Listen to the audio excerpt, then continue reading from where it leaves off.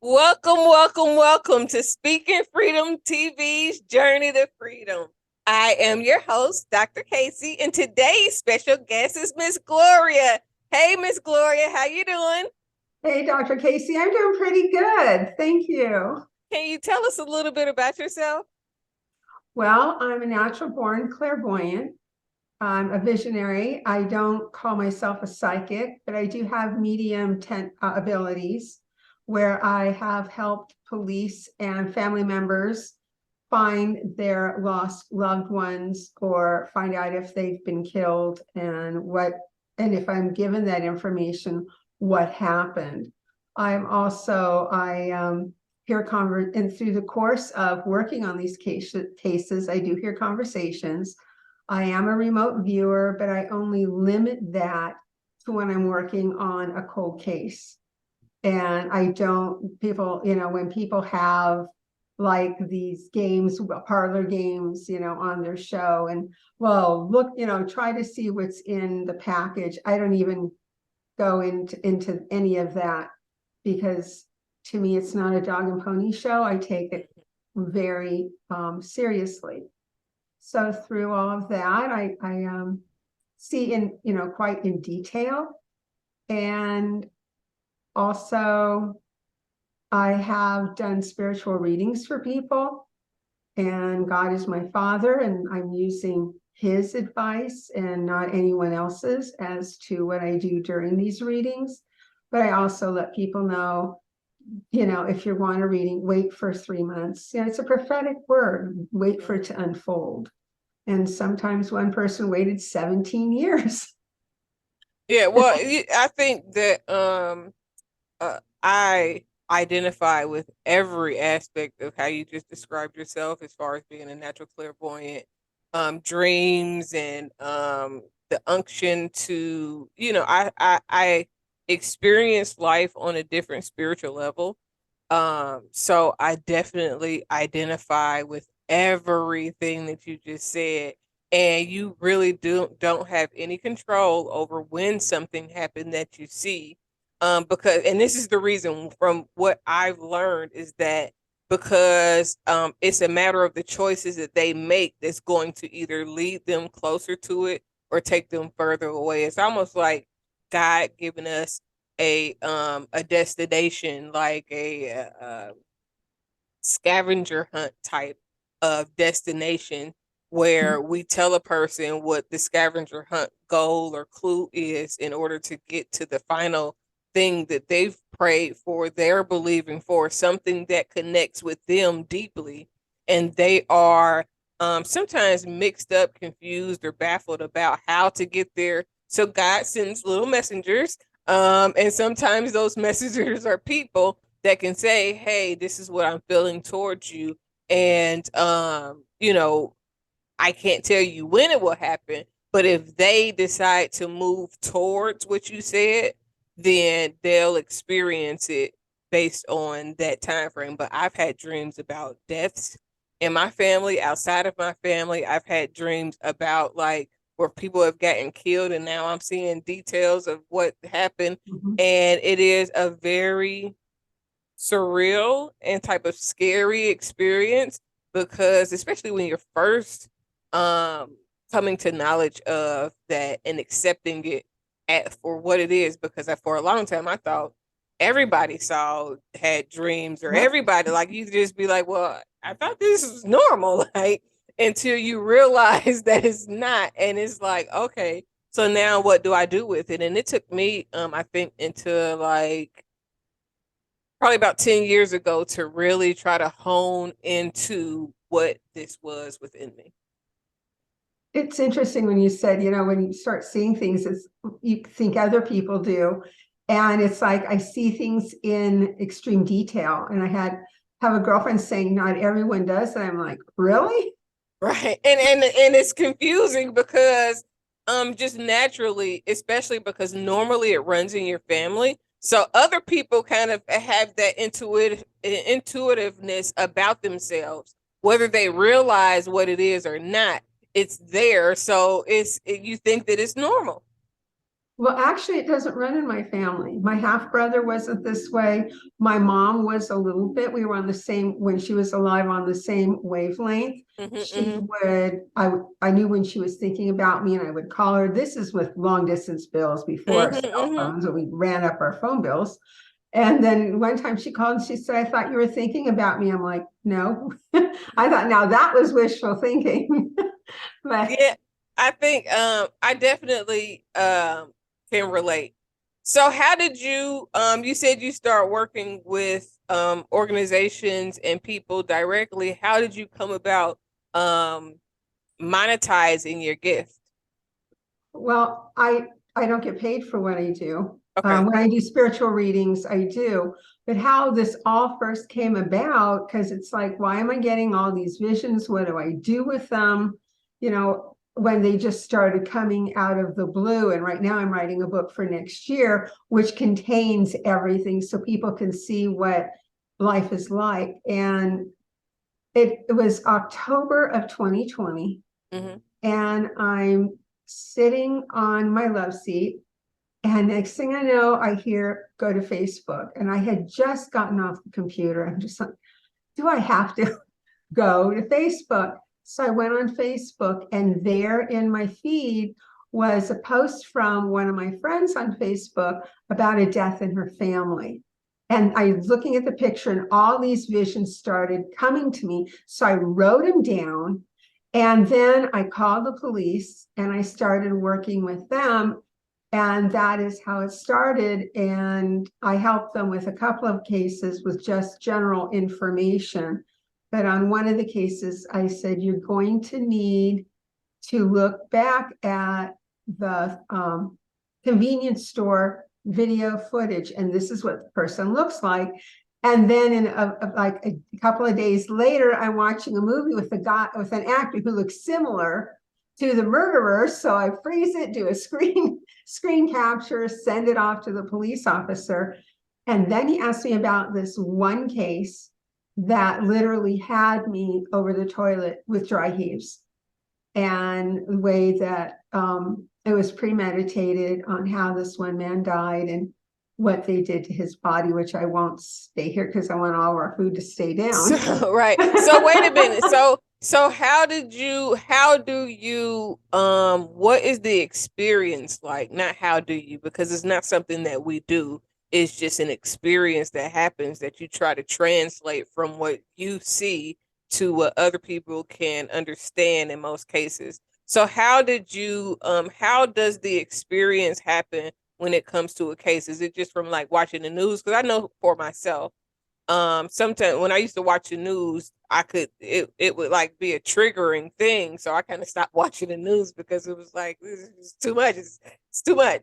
um but so how did you be like, how do you know, or what cases are you more able to help with, and how are the outcomes of the cases?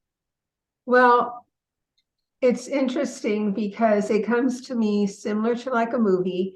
Hmm. And then when I call on the person's spirit, I found what not to do, Hmm. because you can send out energy bolos, and what you're doing is just sending your energy out, and it's going to come back and hit you Hmm. physically, and you can feel it physically. So I don't do those anymore. I've learned to hone in just calling on the spirit of the person. And they like to hang out in my apartment, and my dog sees them. And I have to do a clearing out of, you need to flee now. In the name of Hmm. Jesus, you gotta go. You're causing way too much of a disturbance for my dog. And I like to get some sleep. Um, and it was, and that's how it is. And one night, an Indian chief came to me. It was, I saw this Indian, and I opened up my eye. I felt like someone was in my room. I opened up my eyes, and there's a light shining on this figure. And it was a miniature figure, like what we would see in holograms on, on Star Trek. And he said, help my people. And I'm like, okay. And I'm like, okay. And I pray, God, and what do I need to do? And then I see the Indian chief, the size of a child, sitting on my floor, giving praises to God. And I'm just like, okay, now what do I do? You know, it's like, where do I go? But it came to me when the case, what the Indian was talking about, it took me 3 months to find the family.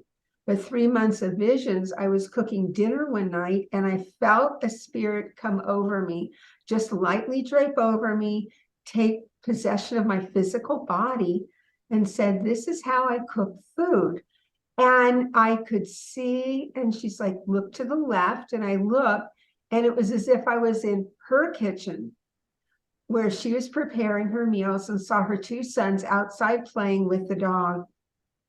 And it's like that. And then when I started seeing what happened to her, I saw her body being carried out of her house by two people. And then and I knew it was a ritualistic killing. Mm-hmm. And I see her in a burial shroud with her killer holding her.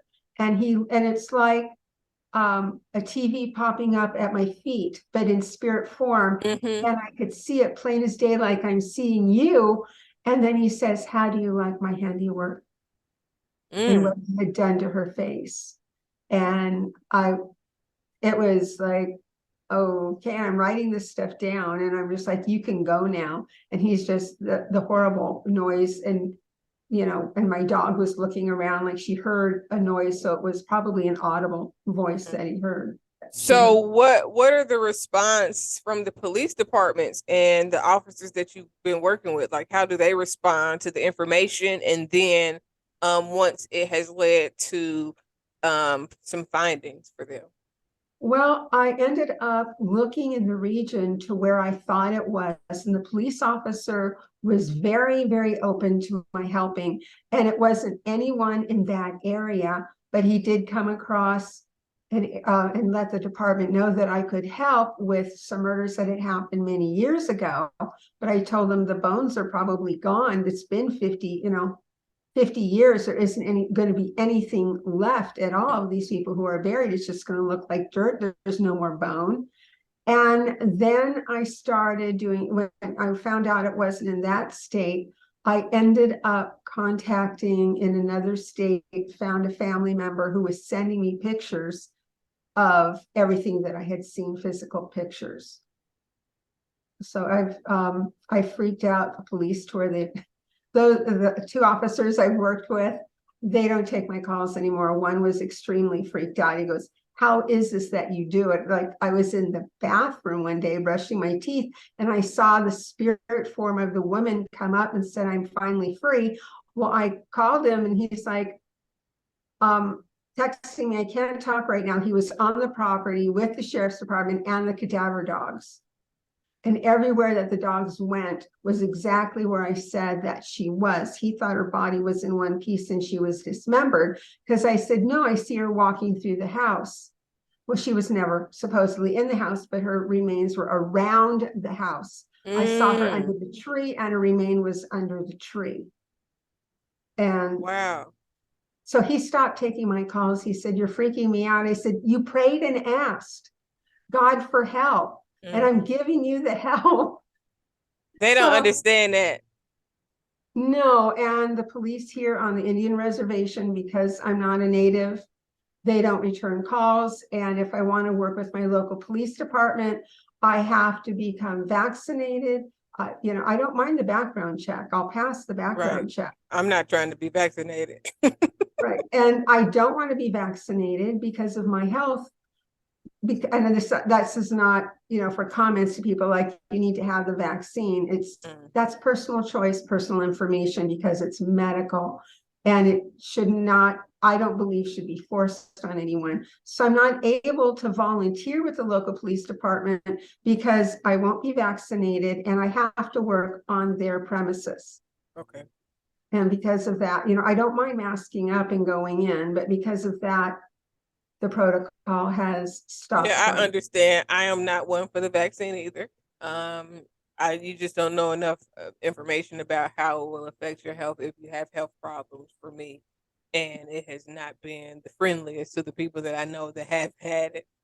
So what was one of the hardest things that you had to endure with this work that you do. But before you answer that question, no, answer that question. I'll ask you the next question in a second. What was the question again? What was the hardest thing that you had to overcome in this journey to the work that you do? The hardest thing was to be able to close down after I was done instead of leaving myself open, because I found myself getting depressed and I was crying and I just had to completely stop. And I've worked on 2 other cold cases and a suspicious death recently, and I'm able to shut down and just not, Turn it's it not off. bothering me because I've had to learn just to shut it off. So what was your gift like before 2020 when you started taking this new path? It was basically the same. I think I was 3.5 when my parents moved from Indiana to California, and we were driving on this one road, and I was 1950s car. I had to think for a minute. With the big hump and the big back seats about the size of a twin bed. Mm-hmm. We were on our way, and my dad, we were at the top of this really huge decline where you hit the bottom and you have to go practically straight up on the other side. And he told my mom, he said, we're running out of, we only have a quarter of a tank, and I don't know if we're going to make it up that hill. She said, just do the best you can. He goes, I don't even know where there's a gas station. I said, Daddy, at the top of the hill on your side, because I didn't know left from right at that point, on your side of the road. He said, where Mommy's sitting? I said, no, where you're sitting. You're going to have to go that way. There's a gas station with bathrooms. And he looked at my mom. She said, may as well try. And it was there. And then when I get out of the car, my mom goes, she told my dad, I'm taking the kids to the bathroom, had to wake my brother up. And we're going. My mom goes, where are you going? I'm going to the bathroom, Mommy. You don't know where they are? I go, yeah, they are. They're down this hallway right now. So I could see things. And I could see demons. I could see extraterrestrials. My entire life, I've seen UFOs. So that's my gift, what it's been like. And So what was the transition from your regular everyday living to let's use this gift for something bigger than yourself? a head injury. Okay. A head injury, because before that, I had stopped writing my books. I just wanted to have fun. I was tired of writing. And I'm retired. Let's just have some fun for a while. And then the head injury occurred. And of course, all the fun friends are gone. And my life and with COVID hitting a month before I got my head injury and really making itself known a month after. January of 2020, I had COVID for the first time. February of 2020, my head injury. Then March, we're all in, lockdown. Isolation. Mm-hmm. And I'm still in isolation because my doctor says no more being exposed to anywhere where there's COVID. No big meetings, no. So I don't go to. Have you had COVID several times? Twice. Okay. I've had it twice. I got them both times at a grocery store, Uh, and both from the teller, mm. the teller at the cashier. And the second time I got it, the cashier wasn't wearing his mask. They still had those plastic partitions, but he had come around to help me because I was having a difficult time with my head injury and moving, and he didn't put his mask on, and he breathed on me. And in 48 hours, I lost my taste and smell. Oh my gosh. I did have COVID once, and I did not lose my taste or my smell, but I don't know if it was the medication that made me feel as woozy as I was feeling, or if it was just having COVID. But definitely after I started trying to medicate myself to get better, I definitely did feel like really horrible for at least a day or two. So I am happy to have you here, and I am glad that you survived the things that you've gone through. Um, so the head injury kind of pushed you into what your true gift and calling is and more focus. What was that transition like? Just getting comfortable back journaling. Listen, I know one thing. When you are naturally born gifted, and it's always in you, people have always gleaned to you for a long time normally. So you are always overworked and overwhelmed with the amount of information that's coming in. And because oftentimes we don't know what it is at that time, we don't know how to cut it off, compartmentalize it enough to really be free. So I understand you're not wanting to journal and you just being kind of, tapped out from it. But what was the transition like going from that stage into what you do now? Well, when I used to be a traveling evangelist, and I was used to traveling, laying hands on people, praying over them, watching God heal them, and knowing and letting people know in the church what they need to do, including a pastor who kicked me out of his church to to being secluded now to where God is bringing more people to me. And I can't remember how I was brought to this one group to where they needed a panel of, they call them psychics. It depends. Some use God's power, some don't. Some just use whatever power is accessible to them, and I'm not judging them. Right. But I was helping on that, which opened up, we want to interview you, we want to help promote your work as a visionary, which is just happening now. And that transition has been lonely and bumpy. And it's been after the cold cases stopped and no one helping me, no one wanting to work with me, not helping me, but they don't want to work with me because, oh, we already have a panel of volunteers. We don't need your help, but we'll call on you if we do. And it's like, okay, God, where do you want me? Where do you want me in this whole process? And then I went down what I call slippery slope last fall. Hi, I'm Dr. Kaci, not your typical clinical doctor. I am an ordained minister, but not your typical minister. I am also a certified life coach, love coach, sex coach, solution focused coach, transformation coach, and more. I have a whole lot of information that I would like to help you grow with. And I hope that soon I can help you be the best you that you can be. Confidence, spirituality, and purpose. That's wholeness, complete. Here I am, just was interviewed on Radio Conscious Network about my gifts and contact with extraterrestrials, to actually having memories coming back to me as my life as an extraterrestrial, and that the baby my mom gave birth to was actually stillborn, because my mom had said she thought she gave birth to a stillborn, to realizing I was brought back here and into this life. And I'm not talking about reincarnation. I'm talking about going from one plane of life from a multidimensional life into a linear body, into a linear life.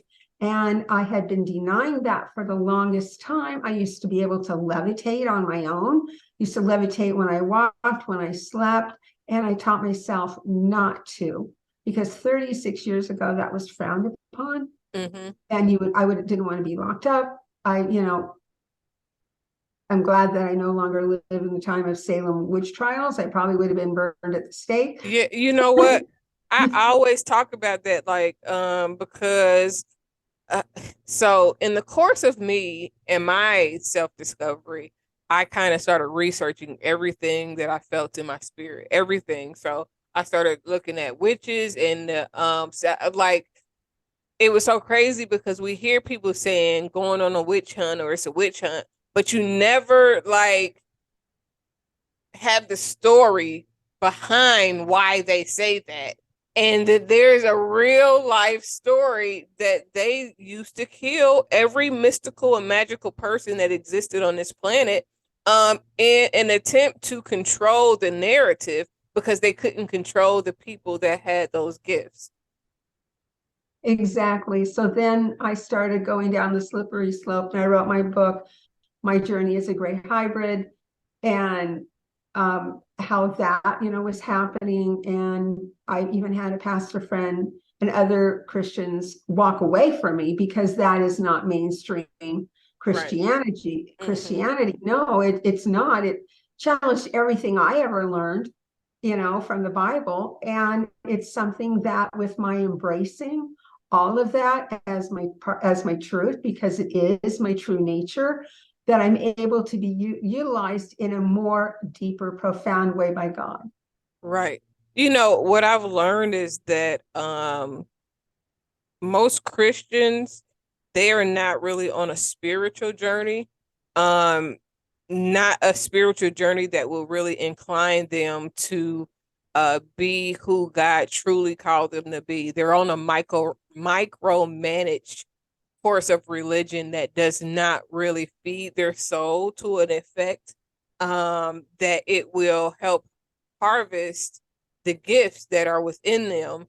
So, but the fear that they've been instilled with and conditioned to have about things outside of the Bible limits them and debilitates them really. And it becomes like a hell almost because they're not flourishing, and then they get frustrated and they wonder why they're frustrated, but it's because their soul isn't flourishing, and the people that God is sending to them to tell them how to be better, how to be more spiritual and less religious, they are afraid to even listen to, and they deny and they cuss them out, and it's all these awkward feelings because their minds are open to receive. And the only way that they can be open to receive is by getting away from religion. Because even if they pray for it, if their mind is shut off to anything outside of what the Bible says, then they won't even be able to take it in and receive it and do anything with it.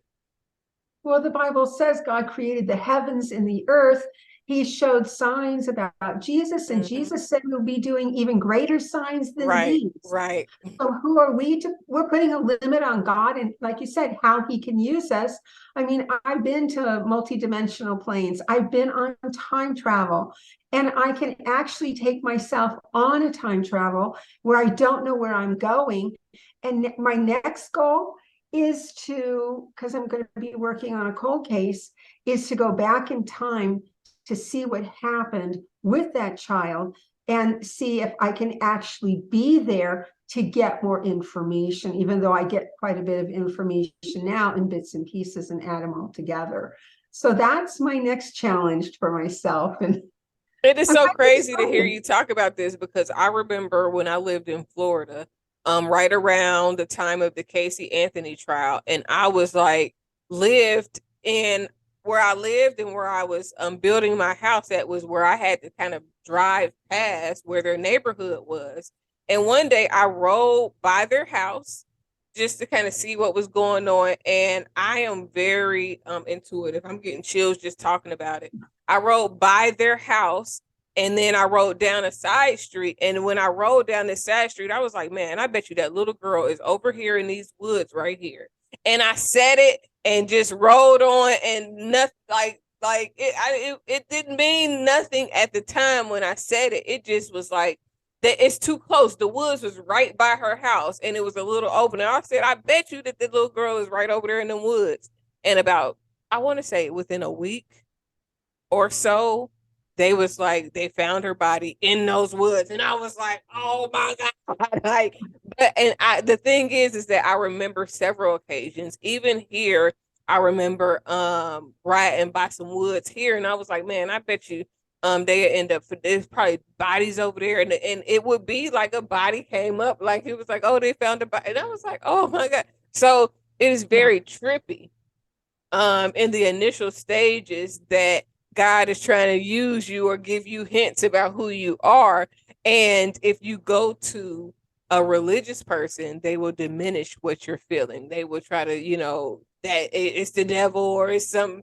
And it's like, no, if you really learn to tap into who you are and your soul has been here before. Your soul has already had the course of action of life that you are supposed to live out. The soul has already received that information. When you're born, it's your job to learn and to reimagine what the soul already knows. And it comes with hints, with the dreams and the visions and all of those things. But if you're not accustomed to or equipped with somebody that can tell you, okay, It's trying to your soul is trying to tell you something, and you'll miss the whole thing. Exactly. And with the gift that we have, it's really interesting. It's like, God, am I hearing you right? And I remember being in a Pentecostal church, charismatic, and I'm hearing God speak and people speaking their things. I'm like, you want me to say what? And he said, you don't believe me? He went to someone else he gave them the exact same words that he had given me. Listen, I remember I used to I was in a church where we prayed a lot. We had daily prayer, and then at one point we was doing 90 days prayer twice a day. You go in the morning and then you go in the afternoon. And I remember telling somebody like, man, I walked past and I was like, man, I seen this. It was like you was pregnant with the son. And it was like but it was weird because, like, why am I telling you that I saw you pregnant with a son? But now she has two boys. I have another girl that I was cool with, and I was telling her about her ex-husband and how she would probably have the sons with, and then they got back together. They had two sons, and it's like, and it's so many occasions where I've like told people like certain things would happen, and it really end up happening. I remember I had a dream about a guy that I went to school with, and I know this is supposed to be about you, but I just got to get this out, and then I'll let you go. Had a dream about a guy that I went to school with, and I was like, man, I had this dream that you had a little boy. And he was like, nah, I ain't got nobody pregnant. Guess what? Now he has a baby, and the son is like 8 or 9 years old. And sometimes it happens right away. Sometimes it can happen months away, sometimes years away. I've had dreams about people dying in my family. Like I had a dream about my dad that passed away about 4 or 5 years before he passed away. And the same thing happened with my grandmother. And then I had a cousin that passed away about 2 years ago.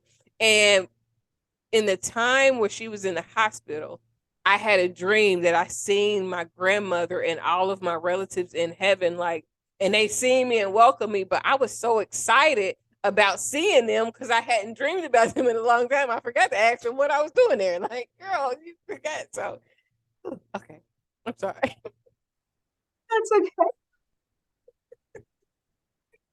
It's very rare that you have the ability to speak to somebody else that can identify with your spiritual gifting. Because most people are in denial about who they are spiritually, and then the other ones are in hiding about who they are spiritually. Exactly what you're talking about with seeing these people. I remember in my mid-30s, yeah, I think it was my early 30s, mid-30s. I'm teaching at a community college back east, and my instructor, I had called my instructor about something, and she said, I can't talk right now. I have someone in my office. I said, I wanted to know about the class I'm teaching. Did the books come in? She said, yes. I said, okay. She said, well, I'll have to call you back. Well, it turned into an hour, and I was teaching class that night. So she called me, and she said, oh, I wanted to let you know, I have a girlfriend still here, and your class is not meeting tonight, and or whatever, maybe it was, I don't remember that part. But I said, you need to let your girlfriend know that her husband is cheating on her. And she's like, what? And she said, let me put this on speaker. And she said, repeat what you just said. And I told her, she goes, no, my husband's very faithful. I said, no, he's taking off work early. And does he drive this type of vehicle? She goes, yes. I said, I see him at this hotel. I had the hotel name, and he meets her at this time. And this is what she looks like. Well, the wife's like, you don't know what you're talking about, and everything else. I'm like, okay.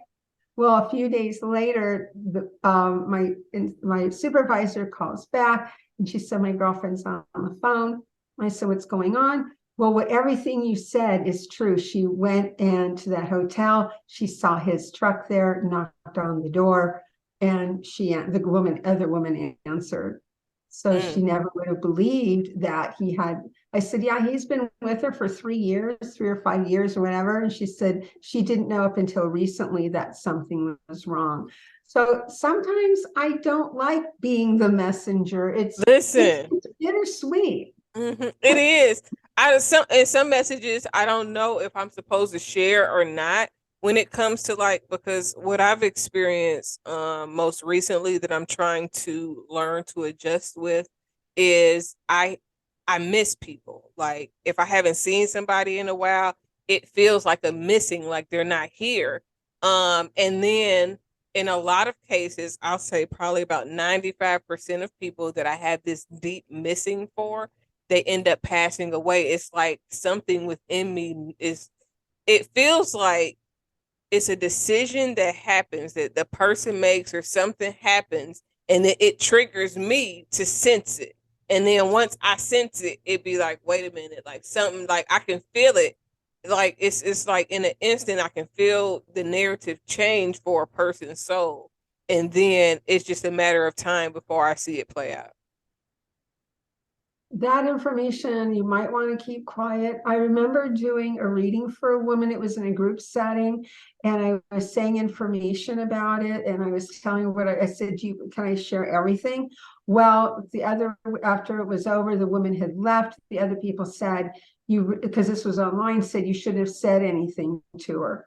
I said, I didn't receive the information, that I should have kept it quiet. Well, that's very personal. I said, she gave permission that I can go ahead and reveal very personal information. And the Well, information. no, I only share things when I feel the urge to share. Sometimes I'll tell the person like, "Man, I missed you," or whatever, but those is some messages that I feel more like urge to share. But if I miss somebody, it's like with me, it's a trigger for me to try to figure out what's going on with them, where they been, because I can feel something, but I don't always know what I'm feeling when I'm feeling. Well, the missing person portion of it, I'm now starting to see the pattern in a more realistic way. So go ahead. No, I was going to say, why don't you ask God and say, why are you giving me this information? Normally it is to, in some instances, to prepare the people that I know around them. In other instances, it's more of a ability to pray for whatever it is that they have going on, so they'll be able to make peace with life and their end journey. But I don't just see deaths; I see births more probably than anything else. There's a lot of babies that I call my angel babies, and all the babies that I've seen prior to them being born, they're all extremely talented. They all have like very vibrant souls, and they're just like amazing. Like, okay, I know why I felt you, because look how much energy you have in this life. So, do you have any struggles associated with your gifting and ability? And then I want you to tell us about the extraterrestrial portion of your life. I don't have any struggles anymore with my abilities. I used to question them a lot up until recently. And somebody said, you've been given this gift, quit hedging your bets and asking other people. Mm-hmm. So it's like, okay, so what you see is what you see, and just go with what you see. I'm like, okay. That people don't understand it. That's it. Easier said than done sometimes. No, it's just like, okay, this is what I see. This is what I'm giving. And, I relay the information, and that's it. Mm-hmm. So tell us a little bit more about the extraterrestrial activity and your connection. In my connection, it's with the Greys, like you know them as Roswell Greys, the gray aliens. Mm-hmm. I have seen 18 alien species, and one of them was Bigfoot, Mm-hmm. and I was taken to their spaceship, and they are extraterrestrials. And I've been taken twice, and I'd come back with markings. And even as a child, my mom said, what did you do? And I'd have scratches and everything on my arms and my legs. And I said, I keep telling you that they're coming and taking me. And, I was abducted. I've been impregnated with 3 extraterrestrial children. And I've seen 2 of the 3 recently, last fall. And I remember being impregnated. It was in a lab setting. It wasn't through physical sex. And it's, some people take it as, look what they did to me. Yeah, we're an experiment. Mm-hmm. But I have to look at, if I wasn't part of that experiment, where would I be today? I was angry and I was in shock when I thought I miscarried here on Earth. And the doctor told me you're no longer pregnant. I mean, I passed pregnancy tests. You know, I got big and with the baby, and the doctor heard the heartbeat, and then you miscarry here. It's devastating. And then my daughter said, why, you know, she was angry. She visited me telepathically. One time a couple of times she took me to the ship, and she said, why didn't you stay in touch? I said, I didn't know you were alive. Mm-hmm. I didn't know what form you were in. I thought I lost a human child and not an extraterrestrial, because back in the 1970s, mid to late 70s, you didn't talk about these things. Into the Right. 80s, you didn't talk about these things at all. And the doctors would look at me and go, Gloria, just go home and get some rest. You're in shock from having a miscarriage. Mm-hmm, mm-hmm. And I kept telling the doctor, this pregnancy is different than when I was pregnant with a human child. And he's like, because it felt like tentacles were grabbing on the inside of my uterus. And he's like, no, it's, you know, and in coming to grips about me, there were times when I would go to the doctor because of certain things, and they never saw anything like that before. Mm-hmm. So So my do you think that all miscarriages or some miscarriages are extraterrestrial? yes, I do. Because I mean, I ask these questions because I definitely believe in walking spirits and a lot of other things. I looked up the Federation for the Interplanetary System, and so I have a lot of thought processes when it comes to the solar system, the universe, aliens, and so forth.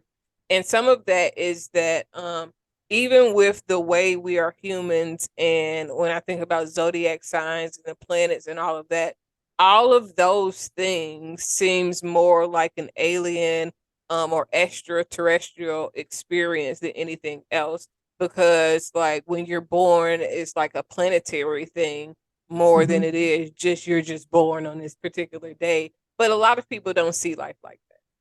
No, because the stars are in certain alignments and they will go with your characteristics.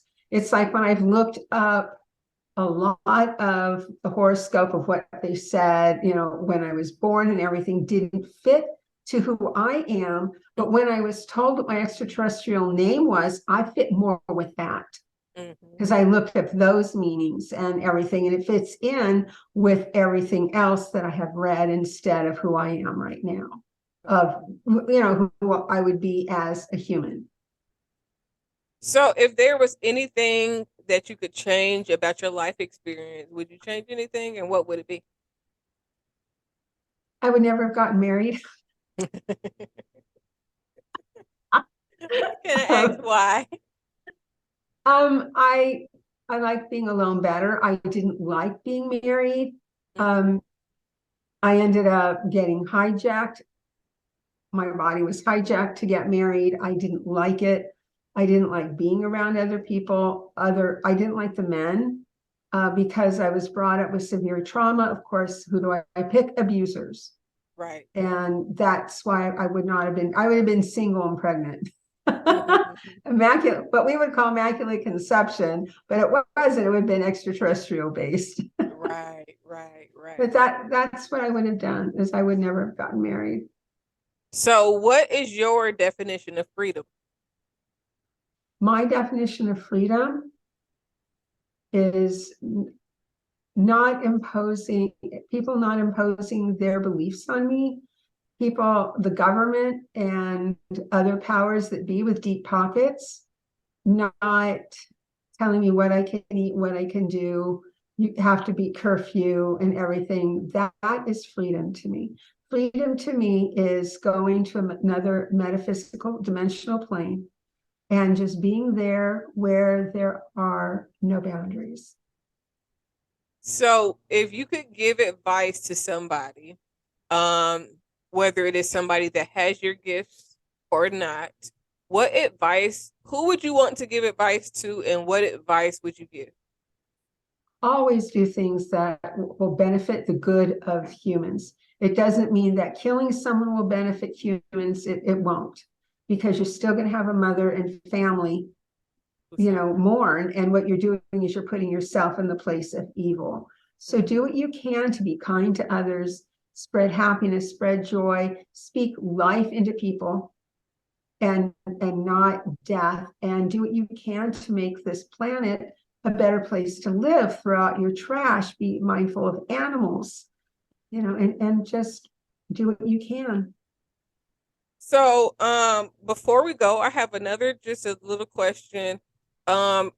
Tell me your understanding between the difference between God and like the universe, in general. God created the universe, Mhm. so God cannot be his own creation. Okay. God is his own creation, and there's a difference with that. God is the supreme being, and yes, while we speak things into process, God spoke things out loud and they happened. He wants us to speak things out loud.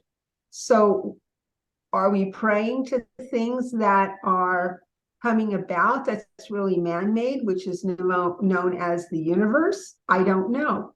But to me, I pray to God that my beliefs are the supreme being. I don't pray for the universe to answer. I don't pray to the universe to declare to the universe what I want to have answered. Okay. So you said that you wrote some books. Can you tell us about your books and if you have any other business products that you are a part of or I podcast? I have my own podcast. I Okay. just started on Rumble. My journey as Life of a Visionary. It's Okay. called Life of a Visionary, and I'm known as Visionary Ambassador, all one word, on Rumble. And I interview people, and they're short videos, a short time because of my health and time constraints. That the first one I talked about sites around town. I spoke with a medium friend of mine. The second one is about a government program that I don't know if I was involved in, but I could have been, MK Ultra. And I'm doing book reviews as well as just life events happening, what life as a visionary is like. And my dog, asking her if she wants to go outside, and she just rolls over and lets me scratch her neck like, no. I mean, these type of things, and life events of what it's like stepping in dog poop inside a building. And I didn't use a bad word on video, but I went, oh, but I did use it in real life. And, and that's what I'm doing. And I'll be, if everything goes well, I'll be speaking with a small drug manufacturer about what they have coming forward, and, other things that people are doing, and just letting people know what's Do you have out there. books? I do. I have a lot of books on Amazon. I have a lot of blank line journals with different covers that people can look at. I have my book, which you can see on my shoulder, My Journey as a Gray Hybrid, is current. I'm in the process of writing a science fiction book.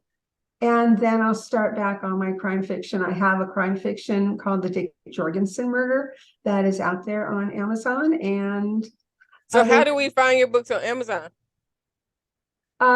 Just put in my name, Gloria Hass, Hass. Okay. And is there anything else you would like to share before we go? Just for everybody, just to, be good to yourself and be good to others, be good to animals. All right. Well, that has been another show of Journey to Freedom with our special guest, Miss Gloria. Thank you for coming. We so are appreciative of you sharing your story and your gifting with us. Thank you, Dr. Kaci. All right. Bye, everybody. Until next time. Hi, I'm Kaci, Dr. Kaci. Welcome to Speaking Freedom. We are happy to have you, and we hope that we are able to help you in every way possible. Have a good evening.